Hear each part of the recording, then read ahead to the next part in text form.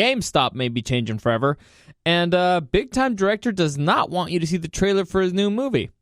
Welcome to the newest episode of SDW. Super Dario World! It's-a me, Dario! Woohoo!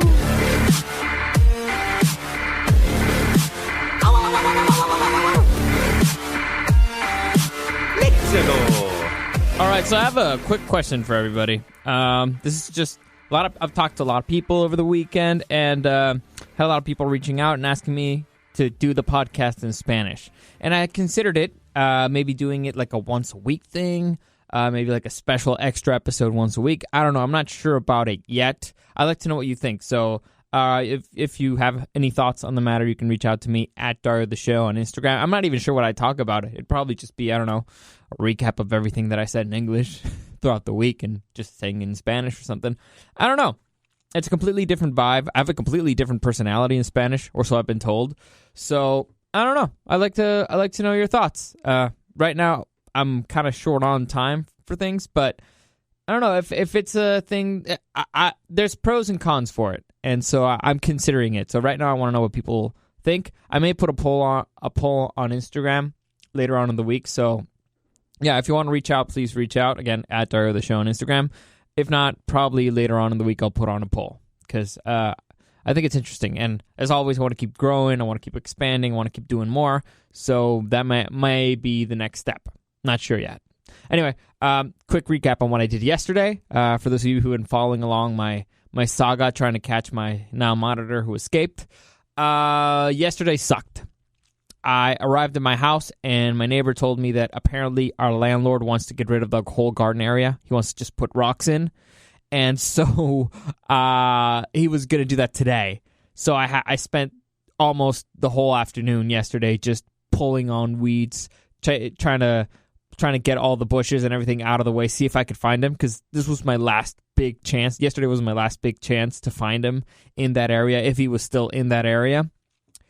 Unfortunately, he did not show up. Because the fuckers, they dig holes, so he's probably underground. So I watered the whole area to see if I could drown him out.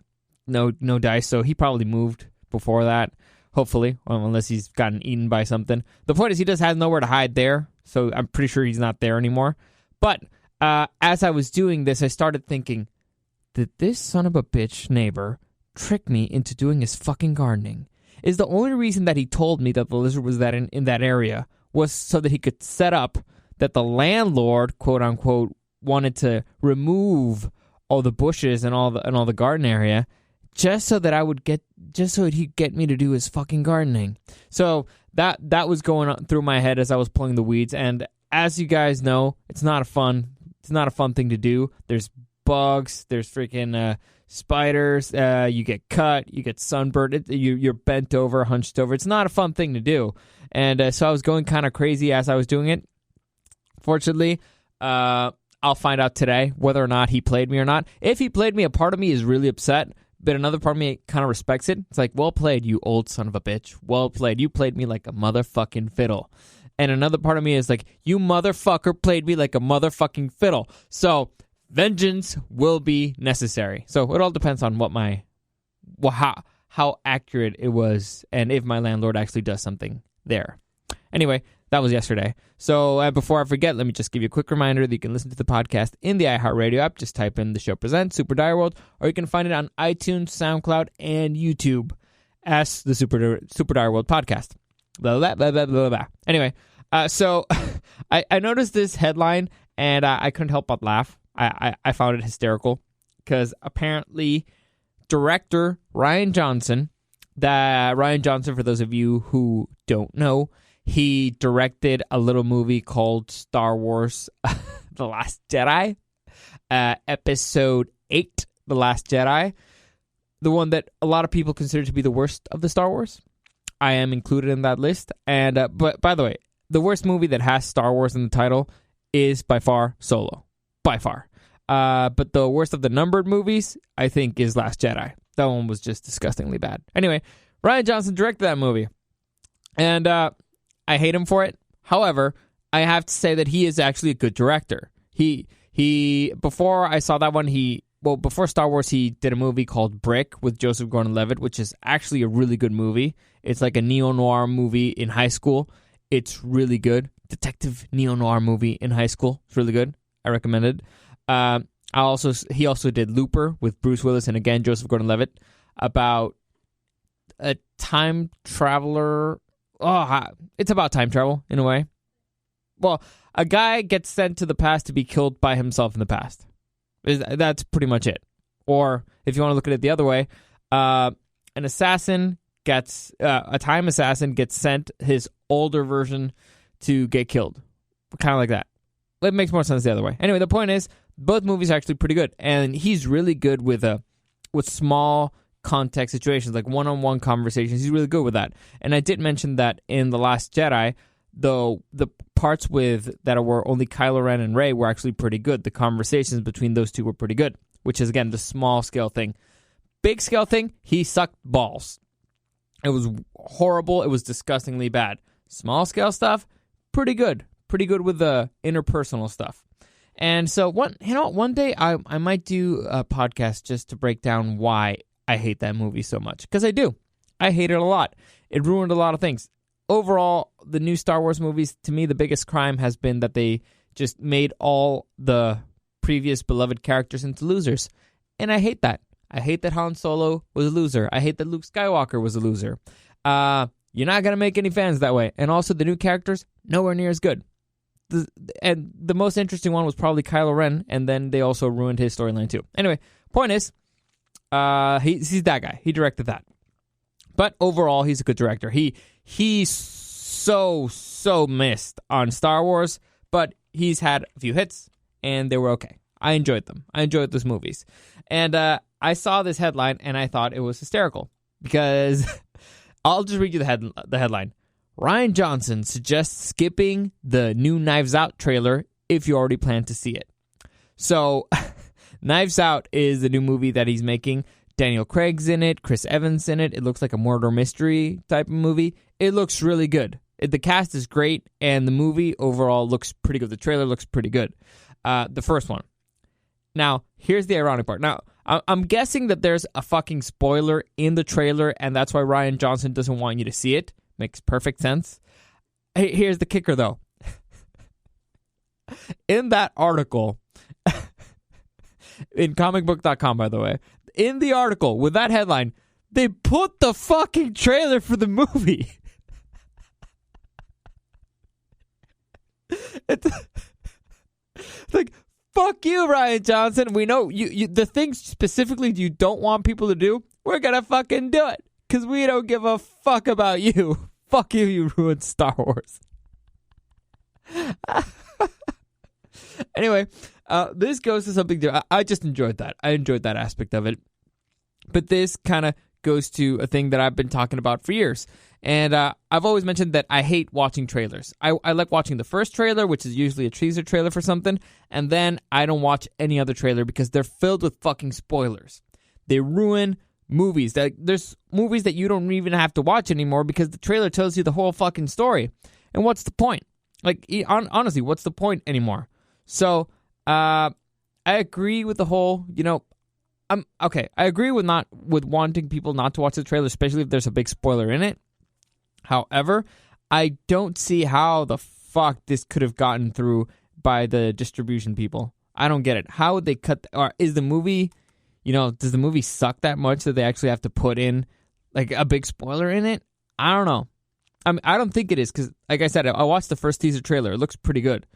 But, I don't know. It just sucks. And this continues with the thing. Again, trailers should not be made in a way that it can spoil the fucking movie. It should not tell you the whole fucking story. It should just be a few clips, and that's it. All right? That's it. I know a lot of people go, oh, a lot of people like them because, no, I know, I can kind of tell what it is about. Well, actually, you know what? I'll just go into that. Whenever I ask somebody about a movie, it's like, what's the story about? If you start telling me what happens in the movie, I'm gonna be pissed off. And I always have to stop and like, don't tell me what happens. Tell me what it's about. There's a big difference. There's a big fucking difference. Okay, what it's about, let's say, for example, I spoke about The Lord of the Rings yesterday, right? So Lord of the Rings, you could say it's about a hobbit that comes into the possession of a ring of power created by a dark lord that everybody's fighting over, and he and his 8 companions set out on a journey to try to destroy it, right? I think that's fair. It's not the best description, but I think that's fair. And so that's what the movie's about. Now, if you tell me that, well, the movie is there's this guy named Frodo, and he gets a ring of power that when he puts it on, it makes him invisible. However, he's seen by a big fiery eye by a guy named Sauron. The Sauron, by the way, created that ring. He's the Dark Lord. Anyway, he's trying to get the ring back, and so Frodo leaves the Shire. By the way, he lived in the Shire with his uncle, and he got the ring from his uncle because his uncle had it first. It also made him invisible. So there's this wizard, and he comes in. He tries to guide Frodo into trying to take it to Rivendell. So he and his friends who decide to join him in his adventure. Other Hobbit friends, by the way, their names are Sam, Merry, and Pippin. And so they set off to Rivendell, and on their way to Rivendell, they stop at an inn called the Prancing Pony. Well, that's a human city. By the way, hobbits are half the size of humans. Anyway, so they're at the Prancing Pony, and then they meet this stranger called Strider. But Strider is actually the heir of Gondor, called Aragorn. By the way, Gondor is a kingdom. You know how annoying that fucking is? You're telling me what happens in the fucking movie.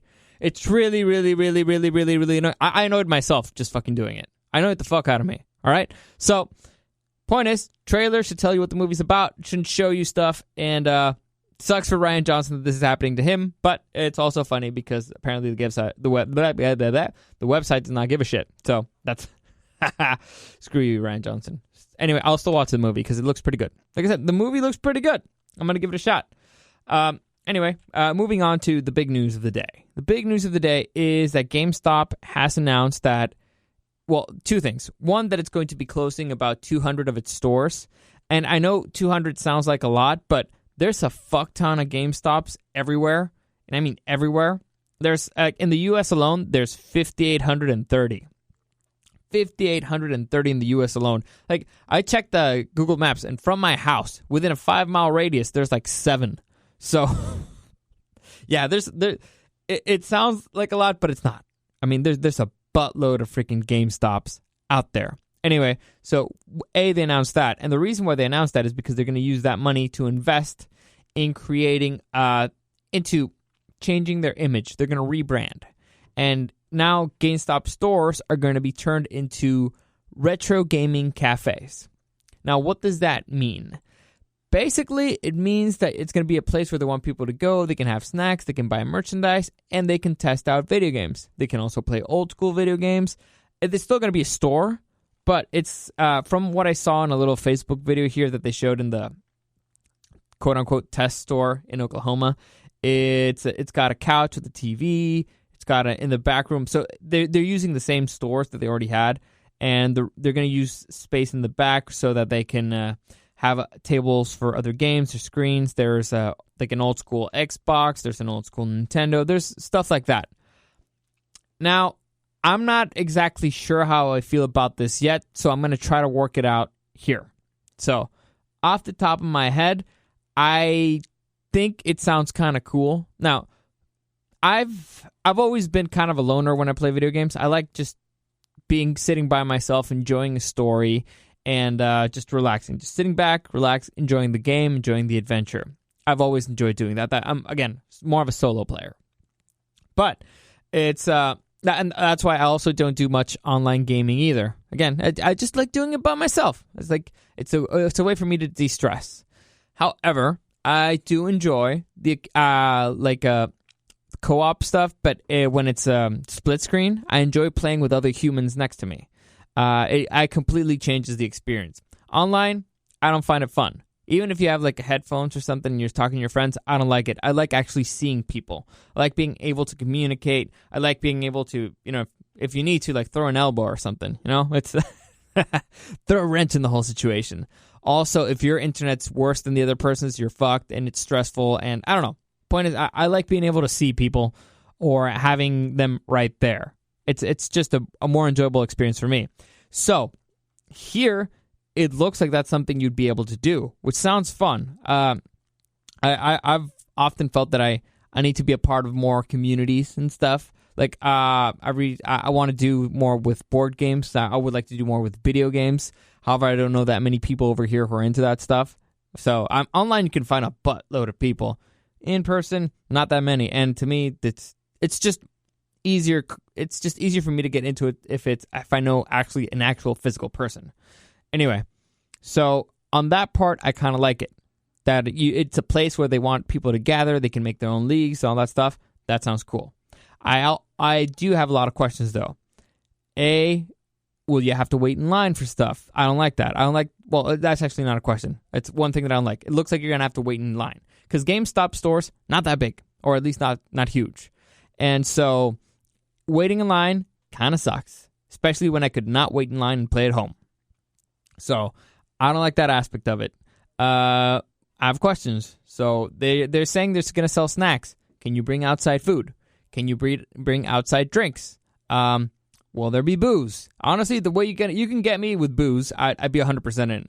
Like, just take this idea but make it into a bar. Just do a bar that actually has like console video games. Coin op is fun, but an actual console video game. Let's see. Let me try to build this fictional spot. So, sports bar, the foundations of a sports bar. Imagine like a fucking Buffalo Wild Wings, but for video games. So you can have some esports going on different screens, but you could also be playing video games with your friends. So you can have booze, you can have food if you want. Now, here's where it gets tricky. Food and controllers. Messy. It can get messy.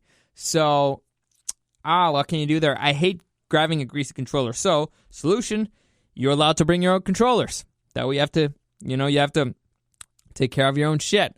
Or you can pay to use the controllers there. You can rent a controller. That seems fair. That way, if you get it dirty, you're paying for the cleanup and stuff, right? Or any damages or anything, you have to leave a ID or credit card if you're getting it out. That way, again, it's just you. You're responsible for that controller, so you have to take care of it.